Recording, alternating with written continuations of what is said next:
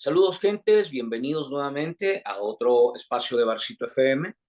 Ahora vamos a tratar de explorar un poco el estado, la condición en que se encuentra el respeto a los derechos humanos, el abordaje del sistema jurídico, el abordaje de los casos y procesos que se están llevando a cabo con todas estas reformas que se han incorporado, el tratamiento que se está dando a estos casos dentro del sistema penitenciario, qué nivel o tamaño de abusos se están dando, cuál es la alarma internacional. Vamos a tratar de hacer una exploración de toda esta área que está vinculada precisamente al abordaje de las garantías ciudadanas, del Estado de Derecho y del clima y el ambiente de temor que puede o que ha venido permaneciendo en el país. Para esto vamos a hablar con COFAPES, ¿verdad? ¿COPAFES o COFAPES? COFAPES. COFAPES. COFAPES. Vamos a hablar con Ivania, quien es vocera y representante muy activa de este comité, que ha sido básicamente una de las voces importantes en este debate que ha venido evolucionando. Buenas noches, Ivania, gusto de saludarte y gracias por hacer espacio. Buenas noches, Franklin. Un saludo para aquellos que nos van a ver, a escuchar, a informarse de cómo está la situación del país en términos en lo que nos hemos caracterizado como COFAPES, que ha sido el tema de la persecución política, de la falta de institucionalidad en el país, del rompimiento de un Estado de Derecho. COFAPES ha venido haciendo una lucha por un debido proceso en los casos políticos. Hemos traído a cuenta en el país un término que poco se escuchaba, presas y presos políticos, cuando a una persona se le fabrica un caso y hablamos en diferentes sentidos. Entonces vamos a hacer un abordaje, como tú ya lo mencionabas, porque esto ha venido también evolucionando el tema de COFAPES. Inicia con, obviamente, con un sector, un partido político en específico, exfuncionarios, que comenzó a trascender a exiliados políticos, a medios de comunicación, a periodistas exiliados, a líderes comunales, a sindicalistas, y hoy por hoy incluso a gente de confianza del mismo gobierno, ¿verdad? Que se ha visto también en dichas vinculaciones, pero cómo han venido definiendo una agenda política, porque somos parte de una agenda política de este gobierno, en el tema de que existen corruptos buenos y existen corruptos malos, según en el término que el mismo gobierno ha establecido, ¿verdad? Bajo ese abordaje hemos venido avanzando como COFAPES, vea, una parte a nivel nacional y otra a nivel internacional.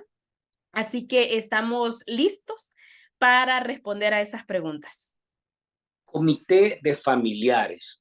Inicia este proceso hace más o menos que, ahí nos cuentas un poco este relato, más o menos creo que 3 años, porque básicamente la iniciativa, el origen era defender, es un comité de familiares que empezaron, de políticos que empezaron a ser capturados de manera irregular, por decirlo así, en aquel momento. Quiero que me cuentes un poco cómo se conforma y después, Iván, que nos hagas una lectura, qué tanto ha evolucionado a partir del esfuerzo que se ha venido haciendo, de que la gente, francamente, ha venido entendiendo con mayor claridad que la situación es anormal y gradualmente ha venido siendo cada vez más alarmante lo que hemos visto. ¿Cómo nace y en qué condición crees tú que estamos actualmente en este campo del que estamos hablando? Bueno, pues prácticamente nacemos del hecho de capturas de ciertas personas y los familiares se comienzan a organizar. Estábamos en un momento crucial en el país que obviamente bajo los términos de la democracia, que fue lo que llevó al poder al presidente Bukele, obviamente respetando la voluntad en ese momento del pueblo. Obviamente llega a la presidencia, posteriormente la mayoría a la Asamblea Legislativa, pero eso no ameritaba cometer ilegalidades, inconstitucionalidades por tener la mayoría. Comenzaron precisamente las arbitrariedades en un primer momento en contra de la Constitución de la República, sin obviamente fiscal general independiente, sin Corte Suprema de Justicia independiente, con una ley de jueces que vino a ser una supuesta limpia, pero a imponer los jueces de ellos a conveniencia de ellos. Entonces, vemos en la necesidad de hacer una lucha. Nadie está en contra de que si existiese algún tipo de indicio se le abra un proceso. Pero lo que estamos en contra es que no se respeta el debido proceso, que no se respetan los derechos humanos, que no se respetan las garantías constitucionales.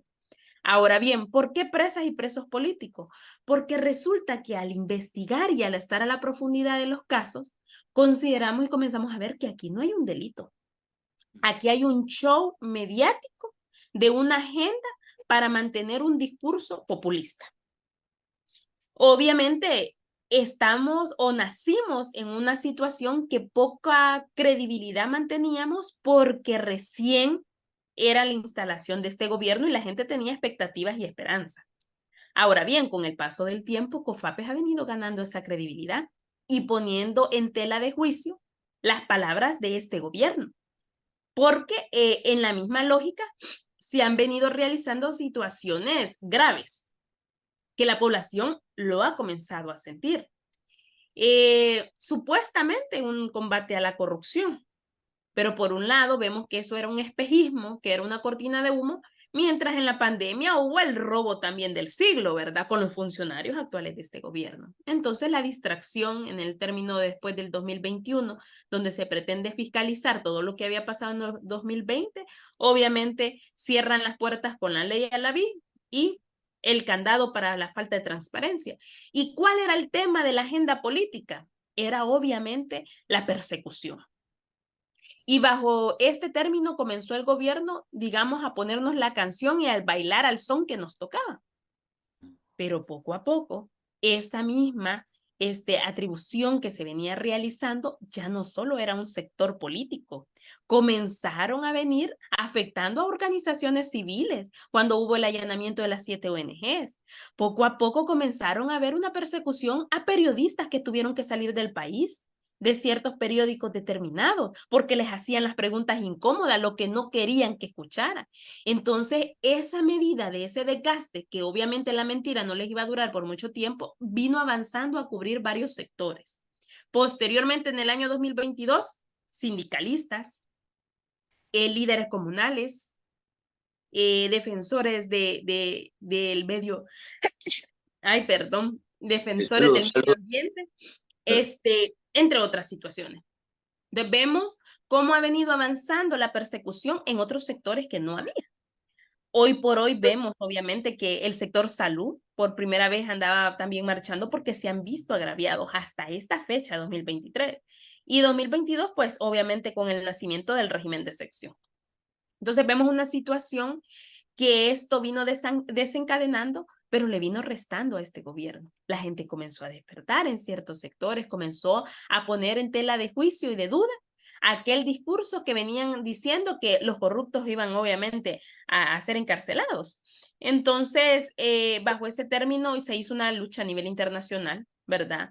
Asociación de Juristas ha hablado y determinado que necesitamos un relator especial de derechos humanos. Recogimos más de 900 firmas en Washington entre a título personal, políticos, organizaciones. El tema de España, tener una resolución del departamento, o mejor dicho, de la Junta de Derechos Humanos. Entonces, COFAPES comenzó a decirle al mundo, aquí en El Salvador está pasando algo. Obviamente estábamos compitiendo con un monstruo estatal con grandes recursos económicos. Y ante esa se veía la necesidad de informar a los salvadoreños también en el exterior, que no podían comprar la película que les estaban vendiendo, la mejor imagen, las mejores carreteras, las mejores hospitales, que no existían. Y obviamente la mentira del tema de persecución política. Ahora con el tema de combate a las pandillas, posteriormente dijo, bueno, ahí viene la guerra contra también la corrupción, ¿verdad? Y hemos visto cómo a ciertas personas seleccionadas han venido obviamente con ese tema. Independientemente quién sea la persona, de qué partido político haya permanecido, es importante que esta persona cumpla con el debido proceso. Es importante que los jueces sean independientes. Es importante que exista institucionalidad. Es importante que se le respete los derechos humanos. Una persona está privada de libertad, pero no tiene que estar torturada. Torturada al mundo exterior, torturada porque no sepa nada de su familia, del tema de salud, por la falta de atención, etcétera. Vemos esta lucha que se ha expandido. Comenzamos a hacer actividades también junto con Movir porque habían ciertos temas que nos identificaban, las visitas familiares, el término de salud, etcétera, etcétera. Hoy por hoy hemos tocado algunos casos políticos que desde el inicio, ¿vea? Por los mismos familias, hemos dado seguimiento. Respetamos también a aquellas familias que todavía tienen ese temor. Esa Ujú. familia que dice, no quiero que la imagen de mi familiar sea exhibida, no quiero involucrarme, sí estamos de acuerdo en su lucha, pero tenemos miedo. Entonces hemos visto una serie de situaciones bien graves que este gobierno obviamente ha venido dando el tema de terror y el terror hace el miedo y el miedo manipula masas y ese es el mecanismo que han utilizado hasta esta fecha. Se puede decir que no puede haber una justicia selectiva ni tampoco el mando puede estar en una sola persona que decide a quién juzgar y a quién no juzgar, porque pareciera que también existen títeres en todas las instituciones y en la administración de justicia, obedeciendo la voz de un solo mando. Te quiero preguntar, después de 2 años o 3 años de este ejercicio que nace para defender a sus familiares y a compañeros que son capturados, detenidos de manera irregular, ¿tú podrías hacer un balance y decir que ha sido exitoso este ejercicio que han hecho ustedes en materia de defender en una condición totalmente riesgosa, porque hay que decirlo, riesgosa? ¿Hay resultados positivos que pudieras enumerar antes de abordar otros elementos? Sí, claro que sí. Primero, que se haya reconocido a nivel nacional e internacional COFAPES y que existan presas y presos políticos. Eso era elemental. En segundo lugar, el tema de poder haber sido una de las primeras organizaciones en el noviembre de 2021, viajamos a España, y haber sido de las primeras organizaciones de decir qué es lo que estaba pasando en El Salvador. Apenas teníamos algunos indicios y estábamos incluso con el allanamiento de las de las 7 ONGs. Posteriormente, ese reconocimiento ya se expandió. Estados Unidos, España, Costa Rica, tenemos también medios que nos han entrevistado de Buenos Aires, de Chile, etcétera, a comenzar a informar que aquí estaba pasando algo y ahora todo Centroamérica. Ese es un gran reconocimiento que COFAPES ha realizado, poner el rostro de los compañeros presos en otros países que han sido reconocidos. Asimismo, también en las embajadas que hemos podido reunirnos con el cuerpo diplomático, informar de primera mano. Nada como las mismas familias víctimas para informar lo que estaba pasando, lo que a veces incluso no te dicen los periódicos y lo que a veces obviamente no se habla. En tercer lugar, dentro de esas luchas, algunas, pues hemos conseguido algunas medidas sustitutivas a la detención, haciendo esa presión mediática más allá de la lucha jurídica que se esté haciendo mi persona, los otros abogados, etcétera, dependiendo quién esté acreditado en el proceso, son dos luchas que se tienen que llevar. Un ejemplo, bueno, lastimosamente el tema del caso Monarca fueron condenados, que hasta la fecha no hay resolución, hasta la fecha no pueden hacer apelación para defenderse, pero es irónico el hecho de que existe una condena alta y no exista responsabilidad civil porque no hubo reconocimiento de que haya existido un dinero que nunca faltó. No hay ningún 5 de ese caso que haya dado una devolución. Entonces comenzamos a generar precisamente esa duda, a romper esos esquemas que el mismo gobierno te imponía.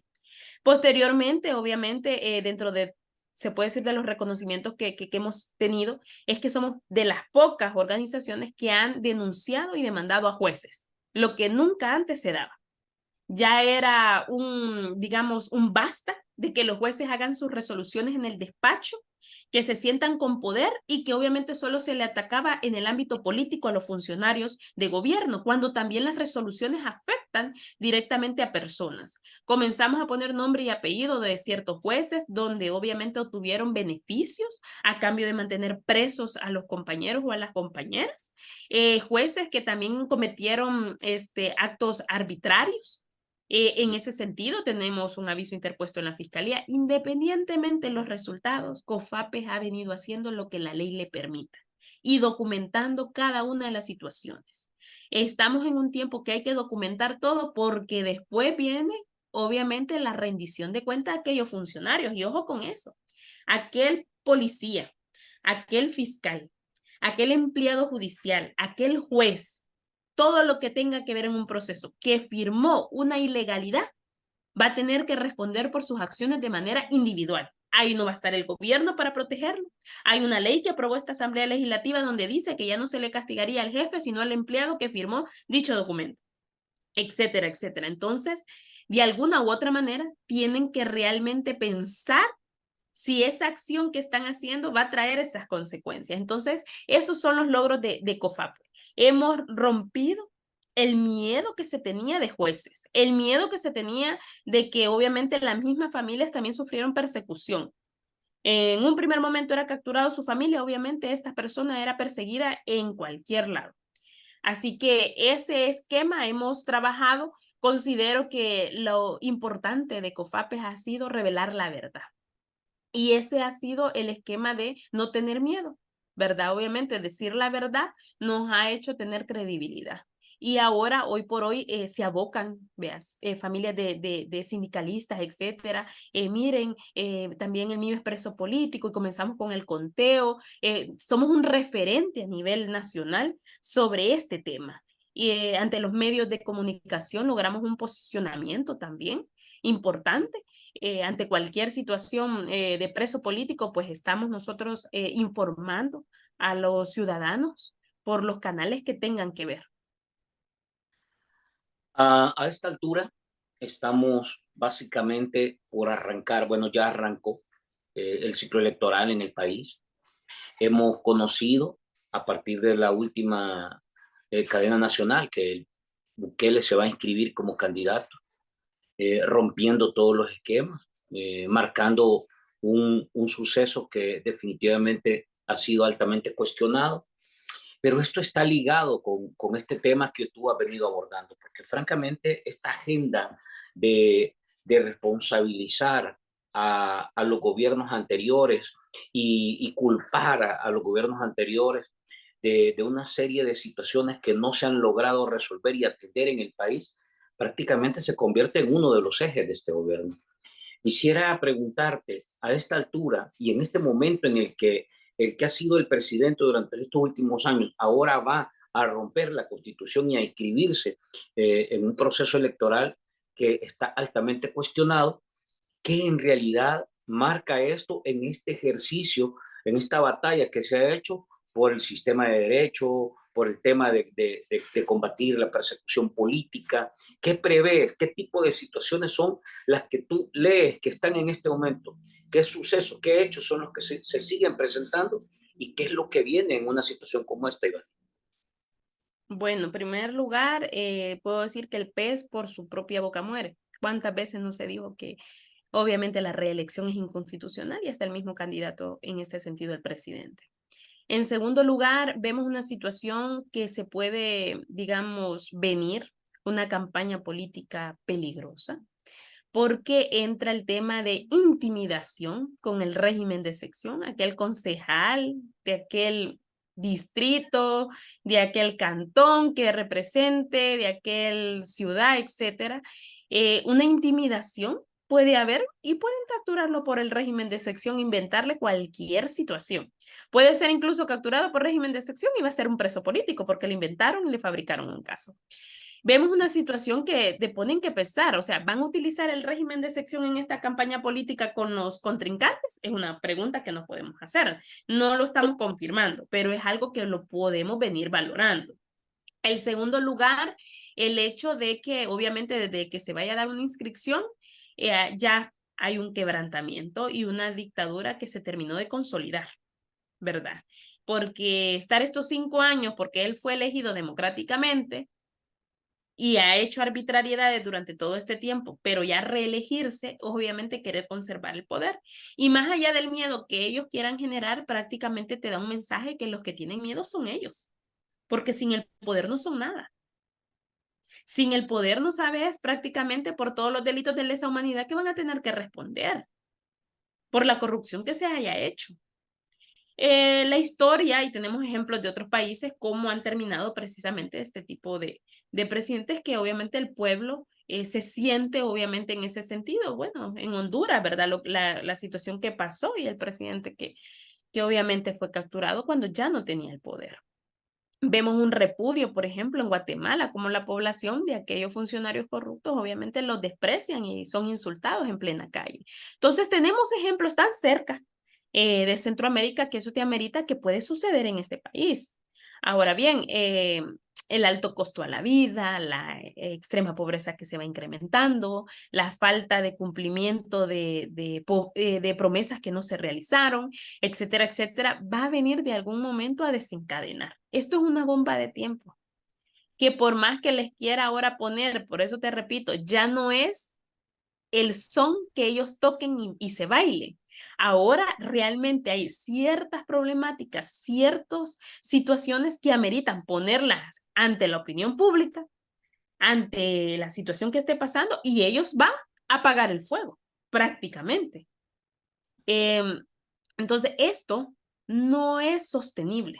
Este mecanismo que están utilizando no es sostenible por mucho tiempo. Esa evaluación nosotros lo hacemos, ya metieron presos y aunque están los procesos abiertos de exfuncionarios, están metiendo presos a funcionarios actuales, etcétera, etcétera, pero también están generando un ambiente en su misma casa de bastante desequilibrio.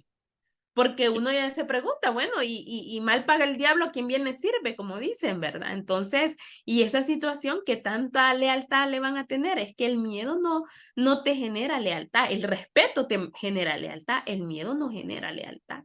Entonces, ese ambiente de que también viene la campaña, realmente van a haber divisiones internas y eso es bien notable.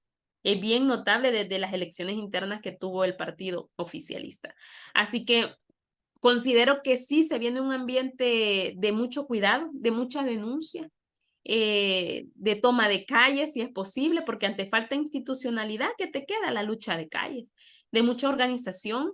Y sí, es a lo que nos vamos a enfrentar también es de valientes y valientes, Hay mujeres una, y hombres, que vamos a tener que estar, digamos, al pie con la vocería, ¿verdad? En esa situación.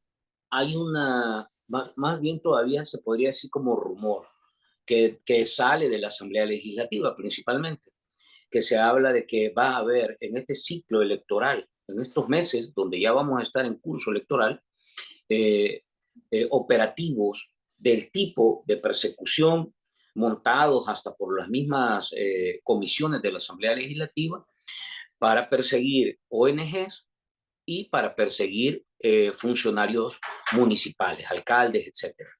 Este tipo de situaciones en realidad, ¿por dónde te quiero tu reacción?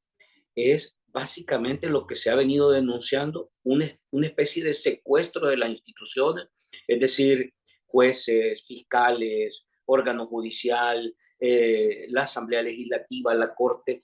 En realidad todavía hay mínimas señales de independencia o simple y sencillamente las instituciones ya no cumplen la función que la ley les establece. ¿Cómo lo ves tú? Prácticamente de acuerdo en lo último que tú mencionabas. Ni las instituciones ni los funcionarios cumplen con su rol constitucional. Vemos una situación, por ejemplo, hay una asamblea legislativa que está para legislar, no para citar, interrogar, juzgar, tildar y dar una sentencia ante la opinión pública. Esa no es la función.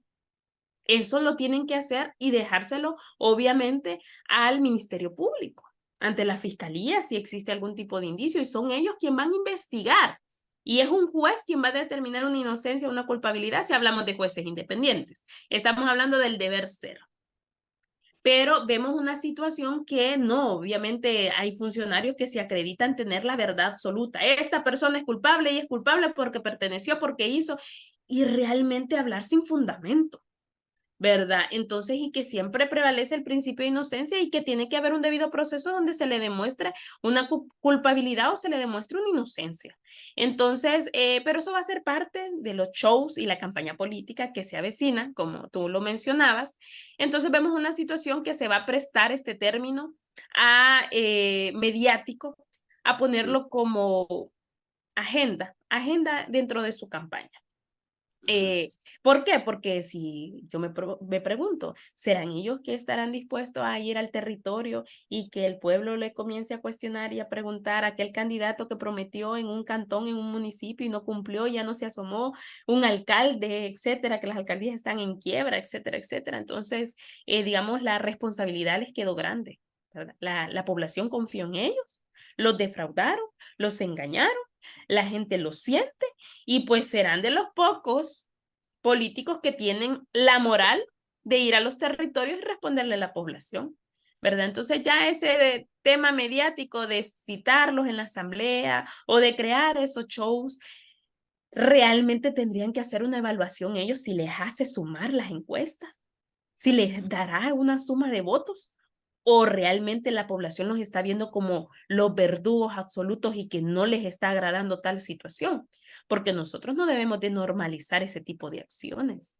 Entonces ellos tendrán que hacer su evaluación, porque te puedo decir un ejemplo, ponen un caso X y los abre y comienzan funcionarios de este gobierno a opinar. ¿Y qué es lo que tenemos de resultado? Ah, usted acaba de capturar a esta persona, ¿sí? ¿Y los de su gobierno? ¿Y aquella persona que tiene a toda su familia metida en puestos de gobierno? Entonces la gente comienza a darle una respuesta con obviamente la situación, es decir, el león juzgando por su condición. Pongo a estos como que a la palestra del público, pero a los míos no. La gente se los comienza a reclamar.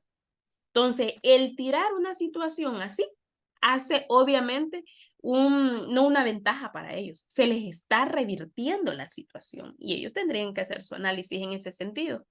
¿Tú consideras que eh, esta situación de inseguridad jurídica, de inseguridad legal, de inseguridad de condición personal, donde se ha dicho que el policía es un juez, donde hemos visto soldados señalados de violación de menores, donde hemos visto policías que han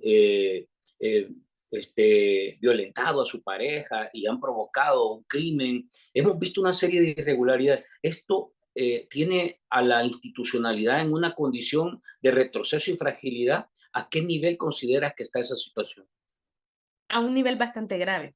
Primero, por el hecho de darle tanto poder, como decir los jueces de la calle son los policías, etcétera, etcétera, a darle tanto poder a este tipo de empleados que obviamente hacen que se vayan a cometer abusos. Pero es el ejemplo que el gobierno te ha dado, manejar la política de presión y abusos. ¿Qué es lo que van a hacer obviamente sus empleados? Repetir obviamente las acciones de sus jefes inmediatos. Eso es lo que hemos visto con el tema de los policías, de los soldados, y reviviendo situaciones que incluso habían sido del pasado, habían sido de la guerra y estamos reviviendo dichas situaciones. Ahora bien, ¿qué es lo que yo veo dentro de todo este marco de sucesos que está pasando? Es que el régimen de sección no es una política de seguridad pública. Eso fue un momento de emergencia y que lo han venido sosteniendo, pero no combate los otros problemas. Vimos incrementos en el tema de violencia contra la mujer. ISDEMU ni siquiera tiene una política a favor de las mujeres. Si tú te metes a la página vas a ver un plan operativo, pero políticas no existen. Vemos obviamente acciones como los policías, los soldados, cometiendo este tipo de delitos. ¿Por qué? Porque no hay una prevención dentro de esas instituciones y lo que les están enseñando es precisamente a que se cometan abusos y violaciones a derechos humanos. Y si eso se está volviendo normal y creyendo que tienen el poder absoluto y el uniforme que andan les hace sentir que nadie les va a pasar nada y que son intocables, es donde cometen esos errores. Si tú tienes una política de seguridad, vas a tener prevención como también sanción. Y tienes también el tema de rehabilitación para las que sean víctimas. Pero como no existe plan, eso es prácticamente tener que, por decirlo, un, una tierra con hoyos que solo están tapando, pero que obviamente van a volver a formarse. Ese es un sentido que te puedo decir que no existe política integral y la política integral va acompañada con las organizaciones o los sectores con el que querés formar una política, no solo los funcionarios, porque ellos te llevan el insumo de la necesidad que existe y como no En, escuchan a la población. en ese caso, te quiero preguntar por cosas muy puntuales. ¿Hemos recibido o hemos visto unas denuncias que son en realidad alarmantes, ¿verdad? Escandalosas, podríamos decir? Centros penales, donde se habla de torturas, de crímenes? Es una situación en realidad extrema, donde no tienen derecho a nada. La gente se muere por falta de medicamentos. Bueno, el último caso de Alejandro Mason, del mismo Ernesto Mason, que son señales hasta tal punto de que reciben órdenes judiciales y simple y sencillamente las desobedecen. Entonces, este caso del sistema penitenciario ¿cómo lo han catalogado ustedes, que han estado cerca de estos temas? Pues obviamente, primero por violaciones de derechos humanos, segundo por cometimientos de delito, desde el custodio empleado hasta altos mandos. Tercero, el hecho de que obviamente por eso no se permite la visita familiar y la visita profesional, porque aquí yo les recalco el lema de ellos, el que nada debe, nada teme, pero como obviamente lo ocultan porque tienen temor de lo que se vaya a revelar. De situaciones de tortura que prefieren callar a ciertos funcionarios por tener información. Situaciones de tortura por no darle asistencia médica, porque esas son las órdenes. Si no hay medicamentos en hospitales ni el seguro, ¿qué va a haber medicamentos en una clínica de un centro penal? Es obviamente que no están siendo asistidos. Nosotros incluso, ¿verdad? Hemos hecho múltiples actividades en la Dirección General de Centros Penales con el tema de visitas. Hemos pedido al Instituto de Medicina Legal el tema de los fallecidos, que nos dijeran nombre, apellido, lugar donde murió, etcétera, información que no se nos quiso dar. La fiscalía manifestó tener unos casos y fueron archivados. Entonces, ves una situación que realmente las acciones se están haciendo, pero que las respuestas no están. Y Y, eso la población lo hace sentir. y la Procuraduría de Derechos Humanos, la Procuraduría General de la República, ahora se trajo a un comisionado colombiano. ¿Cuál es la evaluación que hace de este tipo de instituciones que francamente están desaparecidas? Pues incluso te puedo decir que declaraciones bastantes contradictorias. Por un lado está el ministro de Seguridad que dice que liberaron a 7,000 personas por ser inocentes y por otro lado la procuradora diciendo que existen los 77,000 culpables y pandilleros. Entonces, no haciendo el margen ella de haber detenciones arbitrarias, todavía incluso Movir hizo una actividad donde se le dio documentación precisamente para que vieran los casos de estas personas. Vemos una procuradora que anda precisamente viendo cuestiones, se puede decir, fachadas y no profundiza los problemas reales. Ella tendría una gran tarea y una gran labor que no está cumpliendo con su rol constitucional como procuradora. Es decir, una mujer totalmente invisible como funcionaria, como debería de responderle al pueblo, porque obviamente por eso también todos los funcionarios dependen de los impuestos de todos los salvadoreños, que los cuales nos permiten exigirle que se cumpla el trabajo de ellos. Tenemos un comisionado que es obviamente extranjero, desconoce la realidad del país y se puede decir que incluso a mí me indigna el hecho que diga yo no sé que haya tortura, yo no tengo informes de esto, es prácticamente un funcionario que dice todo quiero que me llegue a mi escritorio para revisarlo. Si es funcionario, él tendría que estar activo reuniéndose con todas las instituciones que le permita tener los insumos de cuáles torturas se están haciendo referencia. Iván, Son funcionarios de adorno. para cerrar, Iván, el ambiente, en una coyuntura preelectoral donde un candidato va a romper la Constitución, donde seguimos en régimen de excepción con este tipo de instituciones, eh, el tema de temor está bien pegado en la gente y tú crees que esto va a influir o incidir, va a ser determinante en este ejercicio que viene electoralmente hablando, porque es determinante lo que va a pasar en el país. Yo creo que aquí deberían de jugar un papel ante no tener ninguna esperanza en el país, ante no tener ninguna institución que te genere confianza y que vaya a hacer bien el trabajo.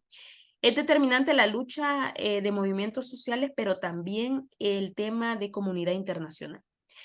Hay denuncias en la Comisión Interamericana de Derechos Humanos, se manifestó que iba a venir una delegación, se recalca que venga esa delegación, pero no acompañada con los funcionarios del gobierno que le van a mostrar nada más lo que ellos quieren que vea, y detrás del telón está toda la realidad, sino acompañada de las organizaciones defensoras de derechos humanos que existen aquí. Unas recomendaciones del Comité de Tortura que le dieron un año a El Salvador y vencen a finales de este año y que tienen que dar respuesta a esa situación. Entonces, el trámite internacional inició, ya lleva su tiempo, sabemos que los trámites internacionales son lentos, pero tienen que avanzar y tienen que comenzar a dar resultados. El cuerpo diplomático, los países vecinos, tener un realce. El país no se sostiene por sí solo, se sostiene por mucha ayuda internacional, que hace que obviamente tenga la obligación de reunirse con ciertos países que aportan a proyectos sociales y eso. El papel de la comunidad internacional y de funcionarios en el exterior es trascendental. y poner se puede hacer una reunión y las cartas sobre la mesa, qué es lo que está pasando en El Salvador. Obviamente no estaríamos dando recursos si esto es lo que se está oprimiendo al pueblo, si no se le está beneficiando, sino que se le está afectando. Pero, Este es un auxilio de los salvadoreños, obviamente en hermandad de lo que está pasando. pero la gente la percibe con miedo, con temor, que va a actuar tomando como base el miedo, que no vamos a tener en realidad una población que decida y que tome las mejores decisiones, sino que va a estar sometida y eso lo puede obligar a tomar decisiones que le van a perjudicar al país en el futuro. Yo tengo un lema, siempre he dicho que tienen miedo porque no tenemos miedo.